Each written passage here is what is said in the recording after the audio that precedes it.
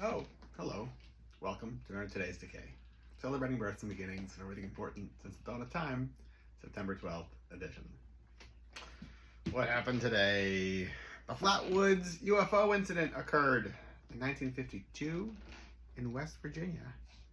Do you know what the Flatwoods monster, UFO, whatever looks like?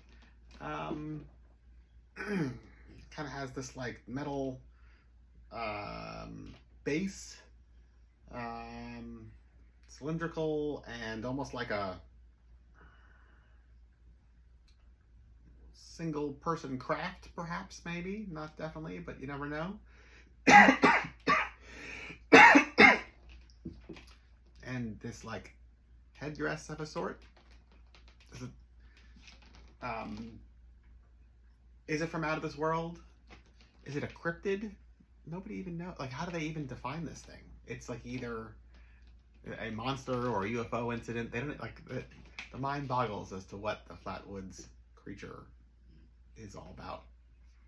But there's like a whole fan base for this mystery out there in the wilds of West Virginia that you should really check out. I could only compare it to something like a Dalek from Doctor Who, but there's no comparison. This is 10-ish years before Doctor Who, and I do not believe the creators of Doctor Who caught wind of this curiosity. But it's really fun to think about, whatever the hell it is. Yeah. Right. The Blob, premiered today, 1958. Steve McQueen. Great stuff. I have embarrassingly never, not even once in my life, been to Blobfest. It's like just down the road a piece as far as from the cosmic scale goes. It's like in rural Pennsylvania. Like I think it's outside of Philadelphia, which I went to college in Philadelphia, so I was like really close to Blobfest when that happened. Very close to congealing with the blob. But yeah, never been. It looks like so much fun. It's in like the theater, because it was like filmed there in not rural Pennsylvania, but like outskirts. Is it suburbs of Philly? Something like that. They do like a whole event where they show the movie, and there's like, I think Gula Gogo usually performs there, and it looks like a great time. And every year, somehow, I miss it. Much like I was just talking about that Mahoning drive-in. So close, yet so far away. Monster Bash. I can say the same thing about Monster Bash in the outskirts of Pittsburgh, PA. Been on my bucket list for 25 years. Maybe more. One of these days, one of these years. I wonder if they even have these days, because it's all like it's a horror convention that's solely classic monster related. And you know, how many people associated with that in one form or another are like still around and kicking and part of the convention circuit? I don't know, but one day, bucket list, the Blob, Blobfest. Susan Lewis, born today, 1960. Once upon a time, she was one of the 3 people involved with the creation of the meteors. Which then becomes the beginning of psychobilly. I wouldn't be the person I am today without her writings. You know, while some may view this stuff as like, oh, it's, you know, graveyards and you know, kitschy lyrics, you look at their lyrics and it's like Philip K. Dick references and like drug-induced otherworldly travels that have nothing at all to do with, like, you know, kitschy expected psychobilly norms or anything like that. And you know, her work goes on with the Escalators and the Tall Boys and Solo Record and the Johnson Family and the Radioactivators. If you don't know the Radioactivators, that was Susan's daughter and Vince Clarke's daughter were both big fans of Mary-Kate and Ashley, and somehow, some way, were able to create this really great, like, dark rockin' synth 45 that like made it onto the soundtrack of this Mary-Kate and Ashley movie. I think like just to impress their daughters. I don't know, whatever.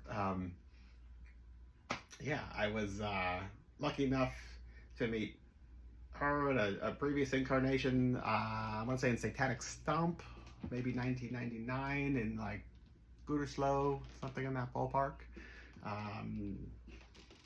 Became friendly. I forget exactly how I got their phone number.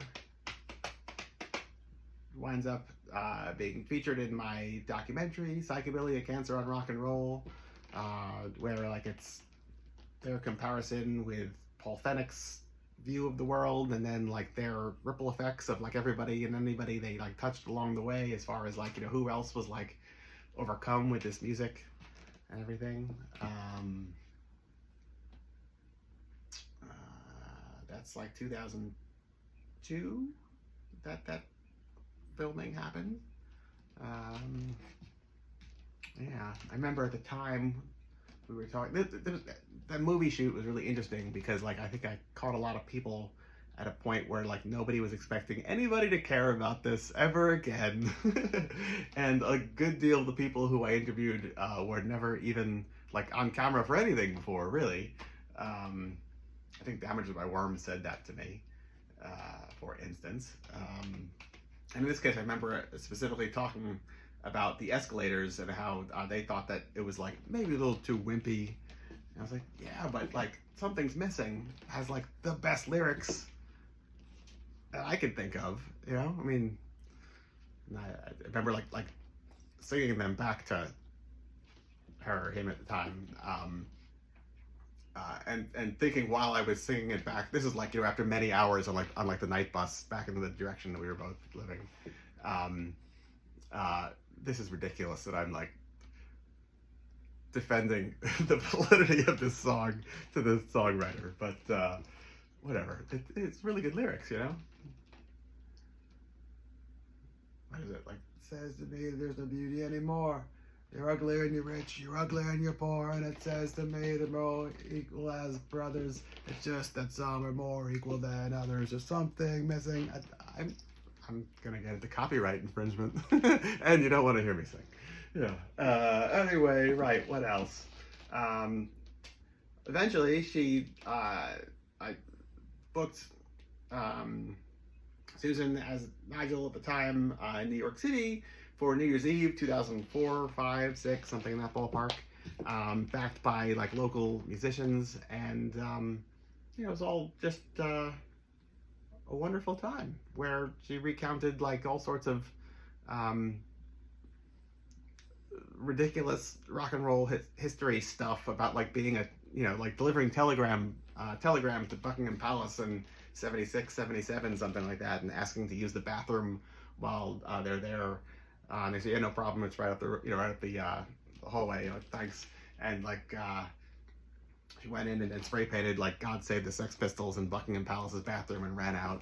And like me and my roommate at the time were just like, "What are we listening to? This is ridiculous." Yeah. All right. I know there's now a record. I don't have it handy with her new song. The Vampire of Old New Amsterdam. I don't have the record handy, but I'm looking forward to more and more content from Susan Lewis in the years to come. Let's hear it for that, right? We wouldn't be here without her. Jeepers Creepers Theater premiered today, 1962. That is with Bob Guy, who was a celebrity, really.